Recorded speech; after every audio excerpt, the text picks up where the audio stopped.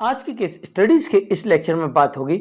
आपके पास कोई भी सबूत नहीं है और फिर भी आप सभी केसेस जीतना चाहते हैं, तो ये संभव है कि ऐसा हो सकता है कि आपके पास कोई सबूत ना हो फिर भी आप सभी केसेस जीत सकते हैं। तो चलिए आज के केस स्टडीज के इस लेक्चर में आपको दो ऐसे उपाय बताएंगे जिस अगर ये दो उपाय अपने केस में आप कर लेते हैं तो उम्मीद है कि आपके पास कोई भी सबूत ना हो फिर भी आप सभी केसेस जीत सकते हैं।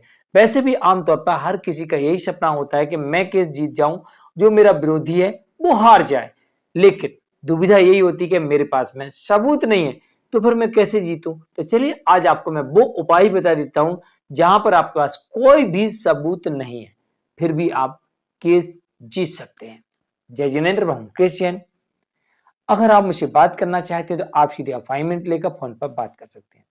अपॉइंटमेंट के लिए या इस तरह जजमेंट्स के पैकेज के लिए जिसमें आपको 150 से अधिक जजमेंट्स मिलेंगे या अन्य किसी जानकारी के लिए दिए गए नंबर पर आप हमें एक छोटा सा मैसेज लिखिए। इसके बाद हम आपसे संपर्क करेंगे। वीडियो को लाइक और शेयर कर दिए। नंबर 1, आपके ऊपर कितने भी केसेस आ जाएं, 1 2 3 4 5 जितना लगाना लगाते, जैसे ही आपके ऊपर केस आते हैं तो वैसे ही आपको क्या करना है, सबसे पहले उन केसेस में आपके ऊपर लगे हुए आरोपों के सबूत मांगना है। भाई मेरे पास कोई सबूत नहीं है, चलो वहां तक ठीक है, लेकिन आपने जो आरोप लगाए उसके सबूत दिखा दो। तो जो दहेज उत्पीड़न का मामला है उस मामले में सबसे पहले आप सबूत मांग लीजिए। अब जो मेंटेनेंस के मामले आएंगे उस मामले में आप सबूत तो है नहीं अपने पास, तो अपन क्या करेंगे, उस मामले में फटाफट अपना रिप्लाई फाइल कर देंगे। रिप्लाई फाइल करने के साथ साथ अपनी तरफ से जो जो तथ्य रखने हैं जैसे एफिडेविट वगैरह, बैंक स्टेटमेंट वगैरह, इस सारी चीजें दे देंगे। अब दूसरी तरफ पत्नी को यहां पर अब अपनी तरफ से पक्ष रखना है। तो इससे क्या होगा कि जैसे ही आप अपनी तरफ से सारे तथ्यों को रख दोगे तो यहां पर पत्नी जब इंटरिम मेंटेनेंस की डिमांड करेगी तो कोर्ट यहां पर पत्नी को इंटरिम मेंटेनेंस देने से इनकार कर सकती है। अगर विशेष परिस्थितियां नहीं है तो इंटरिम मेंटेनेंस से कोर्ट इनकार कर देगी, क्योंकि पति की तरफ से सब कुछ आ गया और पति निवेदन भी कर रहा है, हुजूर उसको जल्दी सुन लिया जाए। भाई हमारी तरफ से कोई देरी नहीं है, इनको जल्दी है तो जल्दी से अपनी गवाही दे दें और अपने गवाह लेके आ जाएं और इस केस में निर्णय कर दिया जाए। तो ऐसी स्थिति में पत्नी को इंटरिम मेंटेनेंस नहीं मिलेगा। दूसरी तरफ पत्नी ने जो आरोप लगाए थे उसमें आपने डिस्चार्ज पिटीशन लगा दी, तो वहां पर भी कोर्ट कह रही आपने जो आरोप लगाए वो तो दिखाइए उसके सबूत, किस आधार पर आपने आरोप लगाए।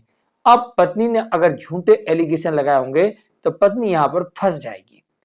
अब पत्नी फंस जाएगी तो पत्नी या तो झूठे तथ्यों को रखेगी, झूठे सबूतों को रखेगी, झूठे गवाह लेके आएगी, या फिर वो आपके साथ इस बात पर समझौता कर लेगी कि चलिए हम अपने केस वापस ले लेते हैं।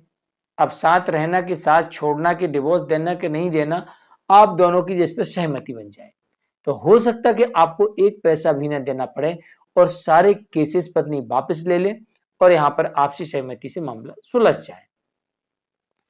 क्योंकि जिसके पास सबूत नहीं होते हैं वो कोर्ट में अक्सर फंस जाता है और उसको फंसाने का यही तरीका है, सबसे पहले आप क्रिमिनल केसेस में डिस्चार्ज लगा दीजिए, क्योंकि इसी में गलती करेगा सामने वाला। आरोप लगाए, सबूत नहीं है, आपने डिस्चार्ज लगा दिए, अब उसे लगा मेरा केस तो गया, अब तो गया, हुआ डिसमिस, तो अब वो कहीं ना कहीं से सबूत ढूंढने का प्रयास करेगा और इसी क्रम में वो झूठे सबूत प्रस्तुत कर देगा। यहीं आपको मौका मिल जाएगा, या फिर सबूत नहीं प्रस्तुत कर पाएगा, यहां पर भी आपको मौका मिल जाएगा और आप यहां पर ऐसी पत्नी का केस डिसमिस करा के इस केस से बाहर निकल सकते हैं और एक केस जीत सकते हैं। दूसरा, आपने यहां पर मेंटेनेंस नहीं दिया तो कई बार पत्नी के पास में पैसों की समस्या होती है, क्योंकि जब पति का पैसा आता है तो खर्च करने के लिए मेरे पति का पैसा है, मैं खर्च करूं, दो जितना देना। लेकिन जब पति के पास से पैसा नहीं आता और पत्नी के पास आय के सोर्स नहीं होते हैं तो परिवार के लोग पैसा खर्च करने में थोड़ा सा हिचकिचाते हैं। खास तौर से भैया भाभी इस मामले में पैसा खर्च नहीं करना चाहते। खास तौर से भाभी रोक लगाती है, अरे भाई आप उस पर क्यों पैसा खर्च कर रहे हैं ननद पे। भाई वैसी ननद से तो वैसी खुन्नस होती है ज्यादातर मामलों में।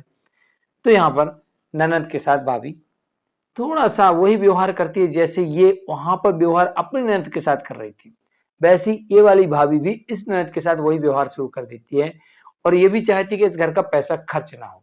जैसे वहां पर ये पत्नी बन के गई थी और वहां पर उस ननद के साथ व्यवहार कर रही थी कि जी यहाँ पर रह रही, यहाँ पर इसकी पढ़ाई चल रही, तो इसको घर से बाहर निकालो या फिर अपन ही अलग हो जाओ, परिवार को छोड़ो। और पति ने नहीं छोड़ा और पत्नी ने आके झूठा केस कर दिया। तो आपकी तरफ से जब इंटरव्यू में लगेगा तो पत्नी को हार देखते हुए नजर आएगा कि मैं हार रही हूं। दूसरी तरफ आपने डिस्चार्ज पिटीशन लगा दिया तो पत्नी के पास में कोई सबूत नहीं होगा। तीसरी तरफ जैसी पत्नी किसी भी मामले में झूठे दस्तावेज प्रस्तुत करे या कोई चीटिंग करे कि चलो भाई समझौता कर लेते हैं, आधा पैसा भी दे दो, आधा अगले मोशन पे रहेंगे, और आपने पैसा दे दिया और बस अब नहीं करना मुझे। अगर ऐसा धोखाधड़ी करे आपके साथ में, या फिर झूठा शपथ पत्र दे, अपनी कोई जानकारी छुपाए, झूठे सबूतों को कोर्ट में रखे, तो ऐसी स्थिति में आप तत्काल ऐसी पत्नी के विरुद्ध सीआरपीसी की धारा 340 सेपरेट धारा 195, आईपीसी की धारा 190 से लेकर 209 के बीच में जो भी सेक्शन बनते हैं आप उन्हें लगा सकते हैं। और अगर आप नए कानून के हिसाब से इसमें फाइल करते हैं तो बीएनएसएस की धारा 379 सेपरेट धारा 215 के साथ में बीएनएस की धारा 227 से लेकर 247 के बीच में 227 से लेकर 247 के बीच में जो सेक्शन बनते हैं आप उनका प्रयोग करके और ऐसी पत्नी के विरुद्ध आपराधिक मामला भी दर्ज करवा सकते हैं। और अगर पत्नी ने कोई ऐसे आरोप लगाए हैं कि जिससे आपकी मानहानि हुई हो, क्षति पहुंची हो, या आपके बारे में कोई ऐसे वीडियो या फोटोज प्रसारित किए हो, या आपकी परमिशन के बिना आपकी प्रोफाइल आईडी से फोटो उठाकर गलत तरीके से आपको नुकसान पहुंचाने के उद्देश्य से वायरल कर दिए हो, तो आप ऐसी पत्नी के ऊपर आईटी एक्ट और साथ में बीएनएस मानहानि का दावा भी कर सकते हैं। तो ऐसी स्थिति में पत्नी आपके साथ में सारे केसेस में समझौते करने के लिए तैयार हो जाएगी, और जो आपके ऊपर उसने बिना वजह केसेस किए हैं, कोई सबूत नहीं है, तो वो सारे केस या तो वापस ले लेगी या हार जाएगी। इस तरीके से आप दो तरीके अपने केस में अपनाते हैं तो उम्मीद होती है कि जो आपके ऊपर झूठे केसेस आए हैं जिसमें आपको फंसाए गए, डराए गए या फिर आपको बदनाम करने के उद्देश्य से केस फाइल किए गए, आप उन केसेस में जीत हासिल कर सकते हैं और यहाँ पर आपको जो नुकसान हुआ है उसका कॉम्पनसेशन की डिमांड भी पत्नी से कर सकते हैं या उसे सजा दिलवा सकते हैं।